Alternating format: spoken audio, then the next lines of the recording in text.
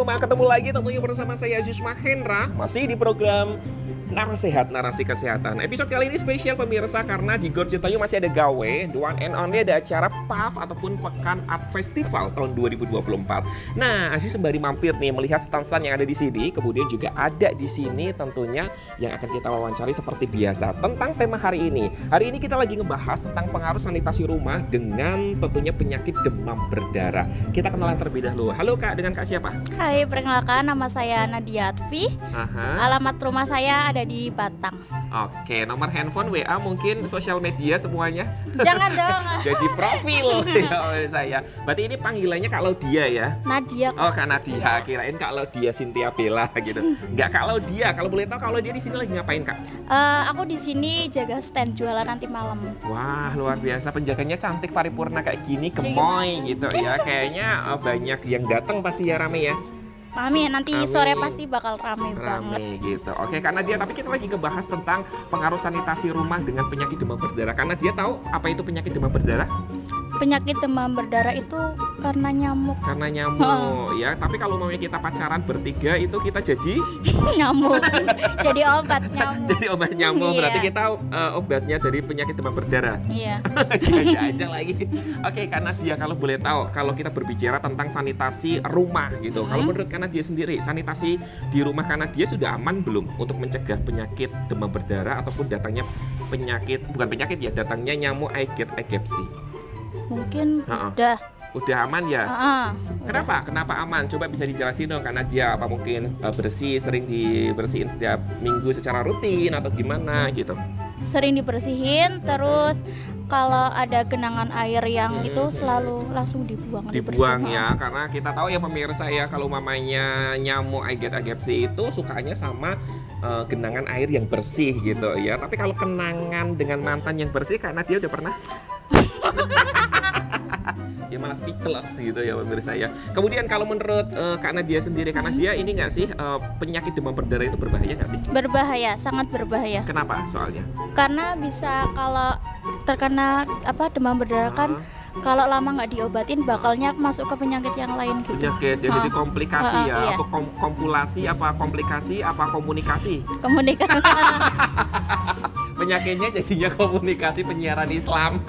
Iya. Tapi karena dia sebenarnya penasaran ya sih penjelasan dari narasumber kita perihal pengaruh sanitasi rumah dengan penyakit demam berdarah itu seperti apa. Penasaran? Penasaran. Ya udah, kalau penasaran kita lihat ke kamera situ, nanti kita bilang bersama-sama sambil nunjuk bilang check it out, oke? 3, 2, 1, check it out.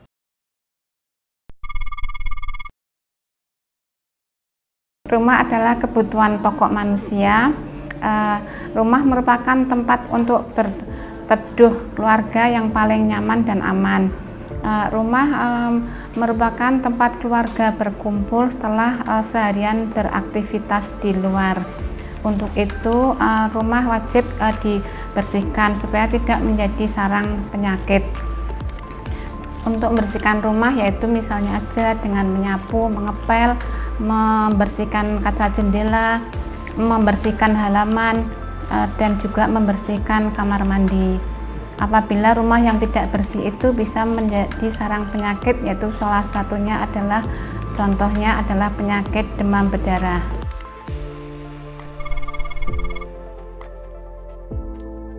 Penyakit demam berdarah adalah penyakit yang disebabkan oleh virus dengue yang ditularkan melalui gigitan nyamuk Aedes aegypti. Nyamuk Aedes aegypti ini adalah pembawa virus dengue yang bisa menyebabkan penyakit demam berdarah. Nyamuk Aedes aegypti ini berada di seluruh pelosok tanah air Indonesia.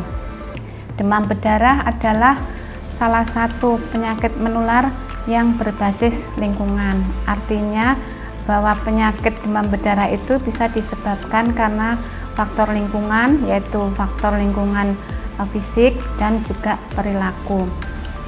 Faktor lingkungan atau faktor lingkungan rumah atau sanitasi rumah yang bisa menyebabkan kejadian penyakit demam berdarah yaitu pencahayaan, kelembapan, tempat penampungan air bersih, dan sampah. Apabila pencahayaan rumah itu kurang dan rumah itu lembab, bisa menyebabkan penyakit demam berdarah, yaitu karena penyakit demam berdarah yang disebabkan oleh nyamuk Aedes aegypti ini, nyamuk Aedes aegypti ini senang berada di tempat yang lembab. Kemudian faktor lainnya yaitu faktor perilaku manusia. Faktor perilaku manusia juga mempengaruhi penyakit demam berdarah, yaitu misalnya apabila baju-baju yang kotor kita gantungkan di kapstok. Baju yang kotor yang kita gantung-gantung itu bisa menjadi tempat hinggapnya nyamuk Aedes aegypti. Kemudian untuk faktor lingkungan berupa sarana air bersih itu juga menjadi tempat bertelurnya nyamuk Aedes aegypti, bahwa nyamuk Aedes aegypti ini senang bertelur di tempat air yang bersih. Sarana air bersih ini termasuk juga sarana sanitasi rumah. Jadi ada hubungannya sarana sanitasi rumah dengan kejadian penyakit demam berdarah. Sanitasi itu sendiri adalah upaya untuk menciptakan kondisi yang baik di bidang kesehatan lingkungan. Sedangkan tujuan dari sanitasi itu sendiri adalah menciptakan lingkungan yang sehat, bersih, dan nyaman supaya terhindar dari penyakit. Sanitasi yang buruk bisa menyebabkan penyakit, dan sanitasi yang baik bisa mencegah terjadinya penyakit.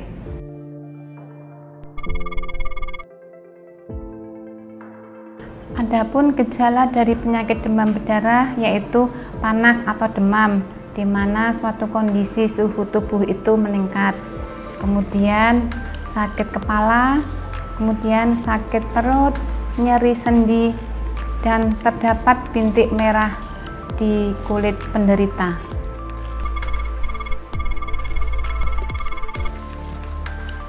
Yang kita lakukan perawatan di rumah apabila ada yang terkena gejala tanda-tanda demam berdarah, yaitu yang pertama, perbanyak minum air, misalnya minum air putih. Kemudian disarankan juga minum susu yang mengandung karbohidrat, kemudian minum jus buah yang mengandung vitamin dan kalori. Kemudian yang kedua, tirah atau baring atau bed rest. Kemudian yang ketiga, untuk penurun demam atau penurun panasnya kita bisa memberikan obat turun panas, yaitu misalnya saja paracetamol ataupun sanmol. Kemudian kompres dengan air hangat. Kompres ini juga bermaksud untuk menurunkan suhu badan. Kemudian yang terakhir, segera saja kita periksakan ke puskesmas, ke dokter, ataupun ke rumah sakit.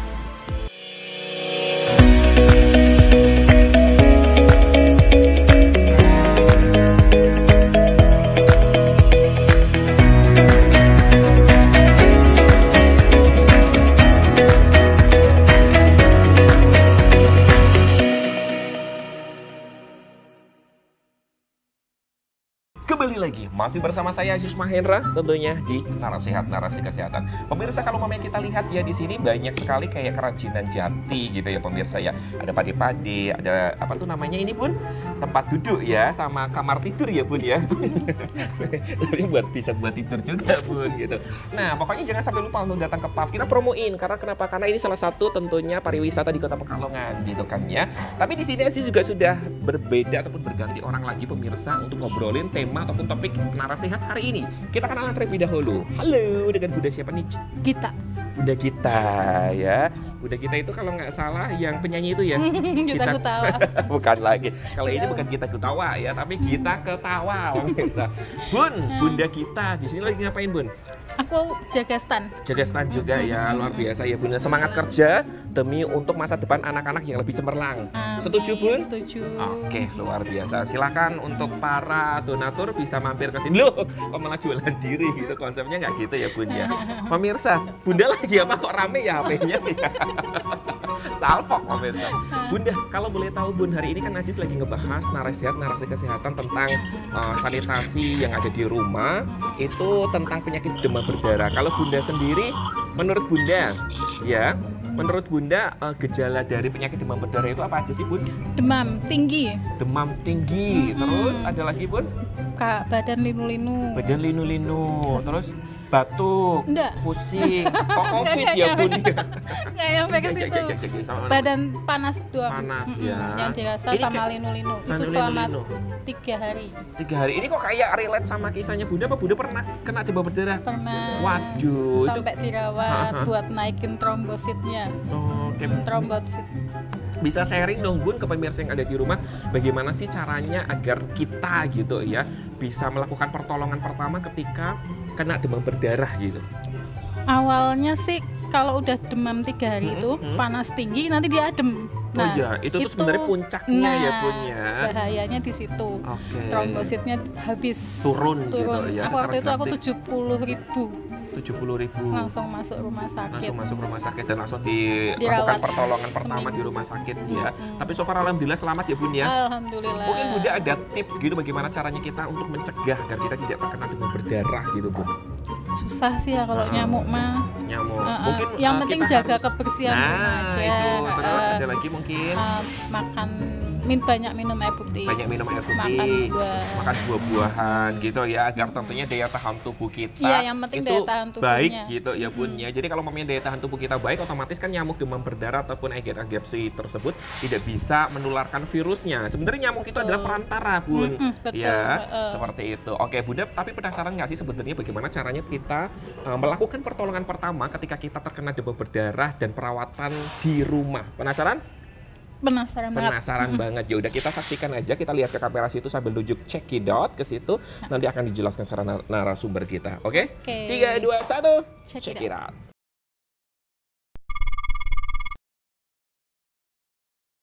Perkembangan nyamuk Aedes aegypti yaitu bahwa perkembangan nyamuk Aedes aegypti itu dari telur sampai menjadi nyamuk dewasa itu memerlukan waktu 7 sampai 10 hari. Sedangkan perkembangan nyamuk Aedes aegypti itu ada 4 siklus. Yang pertama telur, kemudian menjadi jentik atau larva, kemudian menjadi pulpa, dan yang terakhir menjadi nyamuk dewasa. Itu membutuhkan waktu 7 sampai 10 hari. Nyamuk Aedes aegypti ini senang bertelur di tempat yang air bersih, seperti misalnya di bak mandi. Telur nyamuk Aedes aegypti ini senang menempel di dinding. Untuk itulah kalau menguras bak mandi sebaiknya juga disikat sehingga telur-telur nyamuk dari nyamuk Aedes aegypti itu bisa dimusnahkan. Ciri-ciri nyamuk Aedes aegypti itu berwarna hitam dan loreng-loreng putih. Biasanya menggigitnya cenderung pada pagi hari dan sore hari. Pada baju-baju yang digantung itu biasanya nyamuk Aedes aegypti hinggap. Untuk memutus perkembangbiakan nyamuk Aedes aegypti sebaiknya kita menguras bak mandi jangan lebih dari 7 hari.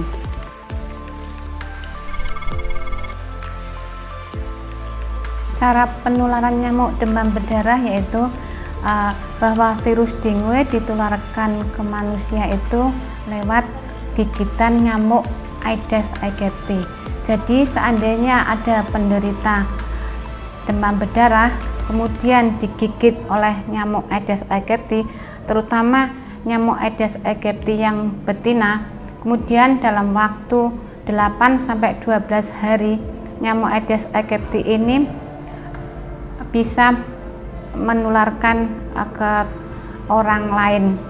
Apabila nyamuk Aedes aegypti ini yang sudah terinfeksi virus dengue menggigit atau menghisap orang yang sehat, maka orang sehat tersebut bisa tertular penyakit demam berdarah.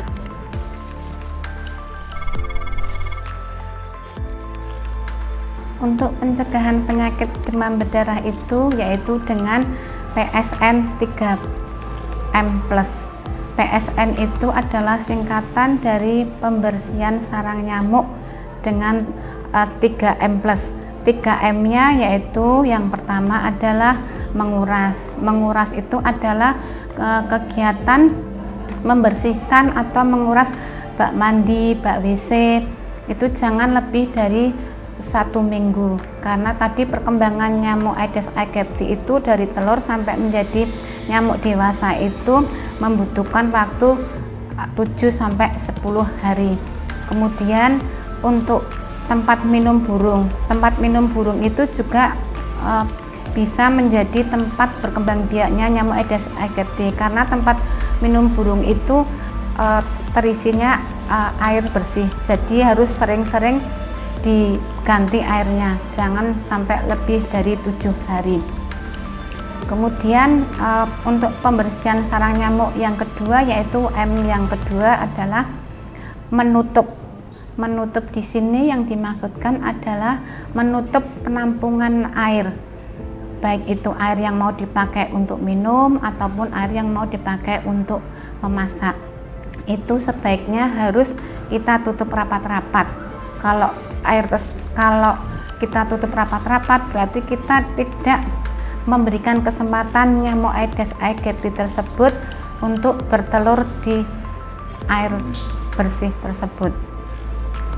Kemudian yang ketiga adalah memanfaatkan barang bekas atau mendaur ulang barang bekas yang bisa menjadi tempat berkembang biaknya nyamuk.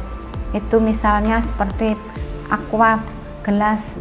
Itu aqua gelas kalau kita buang sembarangan, itu kalau pas musim hujan itu nanti bisa terisi oleh air. Air dari air hujan itu termasuk air bersih. Nah, setelah terisi oleh air dari air hujan, maka bisa menjadi tempat bertelurnya nyamuk demam berdarah. Kemudian yang plus 3M plus, tadi yang 3M, M-nya sudah 3 ya, sekarang plus itu adalah tambahan ya. Itu yang pertama itu pemberian ikan. Kita bisa memberikan ikan di bak mandi, itu kita kasih ikan. Tujuannya yaitu ikan itu bisa memakan telur-telur nyamuk Aedes aegypti. Jadi kalau bak mandinya kita kasih ikan, kita tidak memberikan kesempatan telur-telur nyamuk Aedes aegypti itu berkembang menjadi nyamuk dewasa. Kemudian menghindari pakaian-pakaian yang bekas dipakai itu digantung. Sebaiknya pakaian-pakaian yang habis dipakai itu, pakaian kotor itu kita letakkan dulu di tempat yang tertutup. Jangan sampai digantung-gantung, karena kalau digantung itu menjadi tempat hinggapnya nyamuk Aedes aegypti. Kemudian juga pemberian bubuk abate. Pemberian bubuk abate ini biasanya ditaburkan di bak mandi.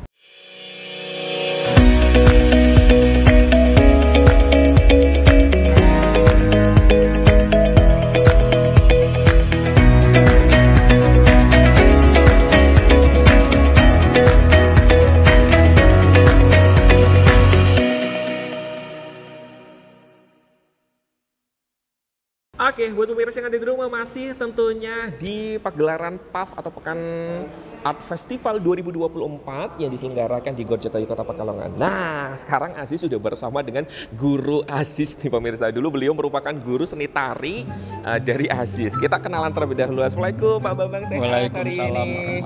Masya Allah, kangen banget ya Pak Bambang ya. Dulu saya nari pemirsa. Bareng Pak Bambang ya. Sempat keliling-keliling juga ke Semarang, wakilin Kota Pekalongan gitu ya Pak Bambang ya, luar biasa. Bangga ya jadi presenter berprestasi. Luar biasa. Oke, Pak Bambang hari ini sehat ya? Alhamdulillah. Ini yang jadiin masih bisa bertemu lagi. Iya betul. Yang jadiin iri Aziz itu satu pemirsa, Pak Bambang sama Bu Bambang ini selalu bareng terus, selalu meromantisasi kehidupan mereka berdua ya. Semoga ini bisa menjadi inspirasi kita sebagai anak muda ya Pak Bambang ya. Biar pernikahannya awet, kemudian juga harmonis gitu ya, bareng-bareng sampai tentunya apa ya, hanya maut yang memisahkan. Waduh, bahasanya. Ini programnya Narasehat tapi curhatnya tentang hati dan perasaan gitu. Pak Bambang, hari ini Aziz lagi ngebahas tentang sanitasi di rumah perihal penyakit demam berdarah gitu. Kan sekarang kan musimnya masih pancaroba ya, kadang panas, kadang hujan dan juga lain sebagainya. Itu kan timbulnya penyakit ataupun nyamuk berkembang biaknya, nyamuk Aedes aegypti gitu. Kalau Pak Bambang sendiri ini menyikapi sanitasi yang ada di rumah, menurut Pak Bambang sanitasi di rumah Pak Bambang sudah aman, sudah bersih belum sih? Alhamdulillah untuk saluran air hampir setiap pagi dibersihkan. Bisa bersihkan. Masya Allah. Boleh dikatakan sambil main golf itu. Nyerok. Sehat J. Luar biasa. Jadi bisa dikatakan bahwa sanitasi di rumah aman J, Pak Bambang ya, karena setiap hari harus dibersihkan. Biasanya berkembang biaknya nyamuk Aedes aegypti ini adalah 1 minggu ataupun 7 hari ketika ada genangan yang tidak dibersihkan gitu. Tapi kalau mamanya di tempat Pak Bambang itu dibersihkan setiap hari, insya Allah aman gitu. Tapi Pak Bambang kalau mamanya boleh cerita ataupun sharing, ada nggak sih sanak keluarga atau mungkin anak, cucu, ponakan ataupun tetangga bahkan yang pernah terkena demam berdarah gitu, atau nggak pernah sama sekali? Ya pernah sih ada di lingkungan saya pernah. Tapi tetangga berarti ya? Tetangga sudah pernah, namun sudah lama sekali. Mungkin dulu gitu ya, sebelum sanitasi tersebut diterapkan, dibersihkan setiap hari ya. Luar biasa. Kemudian Pak Bambang, kalau boleh tahu bagaimana sih cara kita untuk mencegah berkembang biaknya nyamuk demam berdarah ataupun nyamuk Aedes aegypti ini, Pak Bambang? Untuk mencegahnya ada beberapa hal yang mungkin perlu diterapkan di rumah. Yaitu ada 3M ya, kalau tidak salah. Betul. Ya. Karena Pak Bambang, karena Pak Bambang sudah menerapkan di rumah, jadi tahu gitu ya. Sebenarnya bagaimana sih cara kita untuk mencegah agar perkembangbiakan nyamuk demam berdarah ini tidak begitu cepat gitu ya, ataupun meluas. Pak Bambang, tapi penasaran nggak sih penjelasan dari ahlinya yang bakal menjelaskan tentang penyakit demam berdarah ini? Penasaran? Iya. Penasaran ya? Kita lihat ke kamera situ Pak Bambang. Nanti kita bilang bersama-sama check it out, oke? 3, 2, 1. Check it out.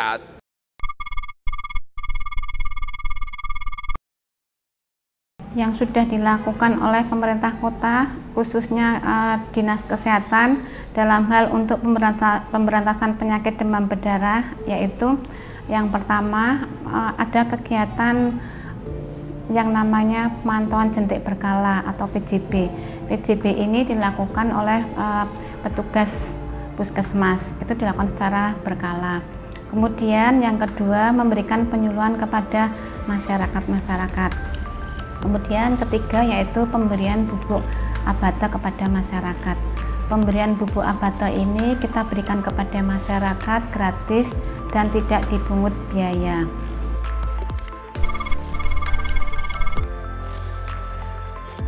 Fakta-fakta yang terkait dengan penyakit demam berdarah di masyarakat, bahwa masyarakat itu masih beranggapan bahwa fogging atau pengasapan itu adalah yang paling ampuh untuk memberantas penyakit demam berdarah.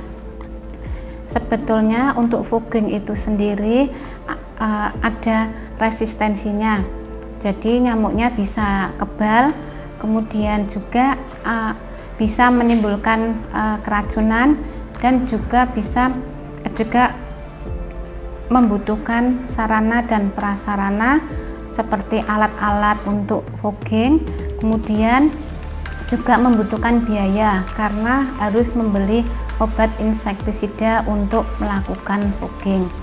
Sedangkan untuk PSN itu sendiri tidak ada resistensinya, kemudian tidak akan terjadi keracunan, kemudian tidak membutuhkan alat dan sarana prasarana, dan juga tidak membutuhkan biaya karena untuk PSN tidak membeli apa-apa, dan itu PSN gratis dan yang paling efisien untuk memberantas penyakit demam berdarah.